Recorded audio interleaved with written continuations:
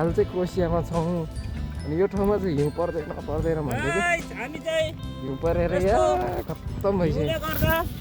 हामी चाहिँ बिजो भन्छौँ गाई।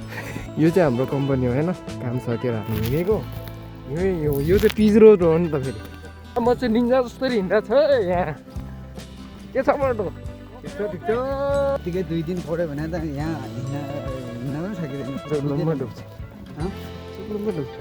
अब तपाईँलाई यहाँसँग पुर्याउने योगदान दिने मान्छे को हुनुहुन्छ? 2-4 जना हुनुहुन्छ।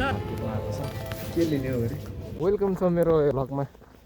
हामी चाहिँ काम सकेर होइन रुममा जाँदै हो। हाल चाहिँ क्रोसियामा छौँ अनि यो ठाउँमा चाहिँ हिउँ पर्दैन भन्दै कि हामी चाहिँ हिउँ परेर यहाँ खत्तम भइसक्यो। हामी चाहिँ बिजो भन्छौँ गाई। कैसा लगा मेरा मजाक? यो चाहिँ हाम्रो कम्पनी हो होइन, काम सकेर हामी हिँडेको यो चाहिँ पिच रोड हो नि त। फेरि पिच रोडै पुरै डामडुम छ। रोड कुन हो भने थाहा नै छैन। पुरा म चाहिँ निन्जा जस्तो हिँड्दा छ यहाँ के छ बाटो ठिक छ क्रोसियाको बसाइ कस्तो छ? क्रोएसियाको रमाइलो युरोपको रमाइलो एकदम रमाइलो छ। अनि दलिहरूले धेरै पैसा खाए पनि तर युरोपमा आउन चाहिँ पाइयो। गाडी आएर छ। अहिले गाडी यतामाथि हान्छ नि उल्टो।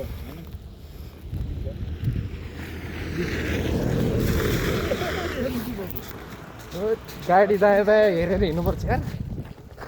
यति बेला त ब्रेक रोक्न पनि सक्दैन। मेरो त जुत्ता नै पुरा हिउँभित्र धसक धसक भइरहेको। तर ढिलो जस्तो पो हुन्छ भाइ। सफा हुन्छ क्या गाउँबारी हो कि के बारी हो यो? यहाँ त गाउँ रोपेको थियो है। बाफ्रे बाफ्रो कम्पनी देखिरहेछ। हिउँले पुरै ज्याकेटहरू यस्तो भइसक्यो यार। भोलि क्याको बिदा गरे के इनफ डे भोलि के भनिरहेको ट्युसडे वेडनेसडेमा आइज भनेको काममा। भोलि त्यस्तै बिदा भनेको। हाम्रो तेलहरू के सकिएको छ बड्डा? तेलहरू किन्नुपर्छ है। खासमा हामीलाई चाहिँ बोसले नै गाडीले पुऱ्याइदिन्थ्यो अनि हामी चाहिँ यहाँबाट सामान किन्नुपर्छ भनेर हामी हिँडेर आयौँ। परेछ यार यत्तिकै 2 दिन पढ्यो भने त यहाँ हिँड्न पनि सकिँदैन। सुक्लुङमा डुब्छ हँ? सुक्लुङमा डुब्छ।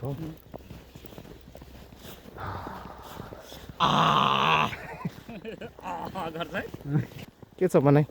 भनाइ त के खानु, यहाँ युरोपमा आएको यो हिउँ खेल्न मात्रै आएछ जस्तो लागिरहेछ अहिले चाहिँ। कमाइ धमाइ के छ? कमाइ दमाई त अब त्यस्तै हो हजुर। त्यही हो, इच्छा पुरा भएको छ मेरो चाहिँ यो हिउँ खेलेर। त्यसमै खुसी छु म अब। तपाईँलाई यहाँसँग पुर्याउने योगदान दिने मान्छे को हुनुहुन्छ? 2-4 जना हुनुहुन्छ। तपाईँको अहिलेको व्यवसायको परिस्थिति के छ त? राम्रो छ कि नराम्रो छ? हजुरको घर कुन ठाउँमा हो? मेरो घर चाहिँ बारा जिल्ला पर्छ, हजुर निजगढ हो। हजुर अहिले क्रोसियाको बसाइ चाहिँ ठिकै छ। जाडो एकदम लागिरहेछ।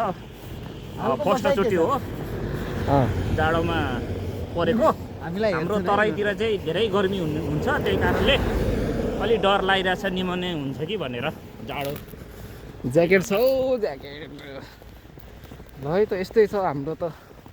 अब मार्केट गएर अनि धेरै थोरै के किन्नुपर्ने छ अनि मार्केटको भ्यू हल्का फुल्का देखाउँला नि त।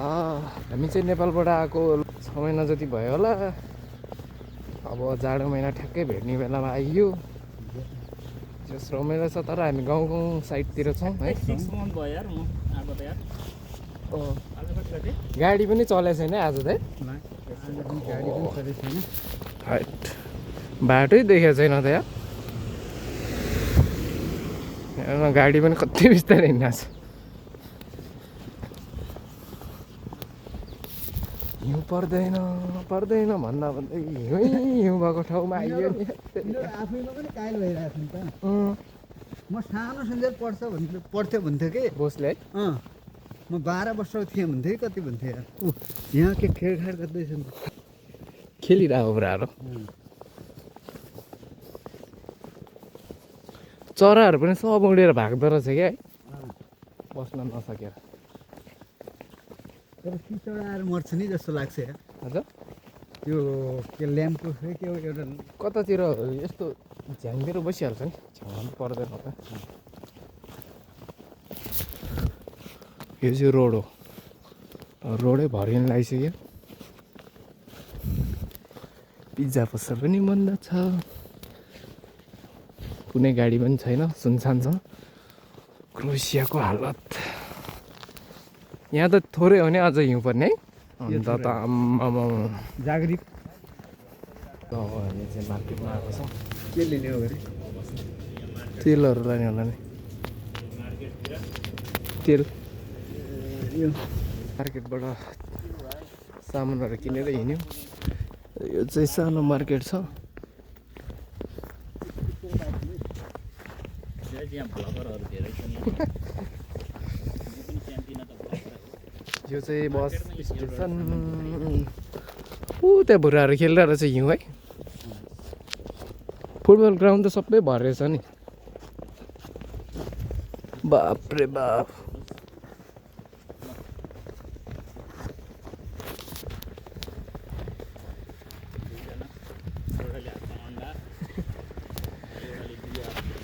मैले चाहिँ अन्डा बोकेर हिँड्दैछ अन्डा अनि बटुलले चाहिँ जुस बियरहरू अनि तेलहरू बोकेर हिँड्दैछ चाहिँ खुट्टा नै धसिरहेछ हो ओ झ्याप झ्याप हिउँभित्र भिडियो गर्दैछ लास्टै हिउँ परेर चरा पनि बसाइ सर्दैछ हो बस्न नसकेर चराहरू पुरा भाग्दैछ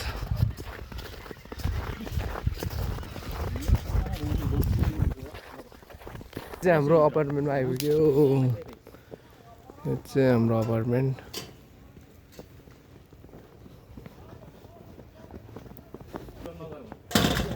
ए चाबी लगाइदिएन है मैले त छोडिदियो ल कस्तो भइरहेछ यार बाफ्रे बाफ कस्तो छ हालत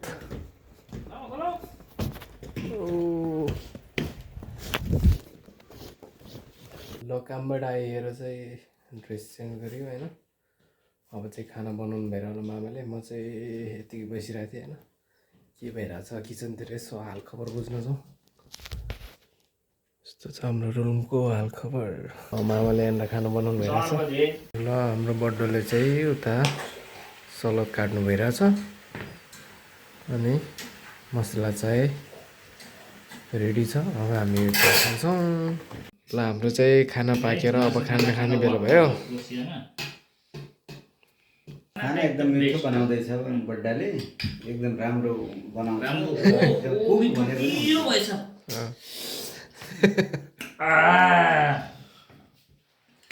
ओके ल अब चाहिँ हामी खाना खान्छौँ अनि सुत्नतिर लाग्छौँ यस्तै भ्लग लिएर उपस्थित हुनेछु र हाम्रो भिडियोलाई लाइक कमेन्ट सेयर सब्सक्राइब गर्न नभुल्नु होला बाई बाई